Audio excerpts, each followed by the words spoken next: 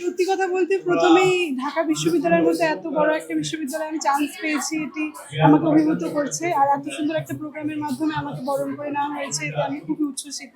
মনের মধ্যে একটা আকাঙ্ক্ষা ছিল যে কবে ভার্সিটিতে এসেছি আমার একটা নবীনবরণ হবে। ডিপার্টমেন্টে একটা ওরিয়েন্টেশন ক্লাস হয়েছে, কিন্তু এটাই প্রথম নবীনবরণ।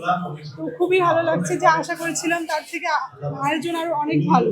তো আমি দেখতে পাচ্ছি এখানে পুরাণ দেওয়া, আমি একজন হিন্দু শিক্ষার্থী, তো সর্বসাধারণের জন্যই সেম মানে আয়োজন করা হয়েছে, এই বিষয়টা আমার খুব ভালো লাগছে আর কি। তো আমি খুবই অভিভূত। আপনি একজন হিন্দু শিক্ষার্থী, অন্য ধর্মের শিক্ষার্থী হিসেবে কোরআন পেলেন, তো সেই ব্যাপারটাকে আসলে আপনি কিভাবে দেখছেন? ছাত্রী সংস্থার উদ্যোগকে কেমন দেখছেন? আমি প্রথমত বলতে চাই, কোরআন তো একটা ধর্মীয় গ্রন্থ। আসলে এর থেকে ভালো জিনিসটাকে আমাদের নিতে হবে। আমি যদি এটাকে একটা ধর্মীয় বিষয় না দেখে একটা বই হিসেবে দেখি, তো এর বইয়ের অর্থগুলো যেগুলো একটা ধর্মীয় গ্রন্থ, সেটা নিশ্চয়ই কোনো বাজে জিনিস থাকবে না। ওটার মূল নীতিগুলো যদি আমি নিজের জীবনে ধারণ করতে পারি, যেমন আমাদের ধর্মে গীতার কথা বলা হয়েছে, অনেক মুসলিম বড় বড় ব্যক্তিরাও আমি দেখেছি যে গীতা পড়ে, গীতার মূল ভাবার্থ জানার চেষ্টা করে। তো আমিও এটার যে শিক্ষামূলক দিকগুলো যদি নেওয়ার চেষ্টা করি, সেটা তো আমার জন্য ভালো, তাই নয় কি?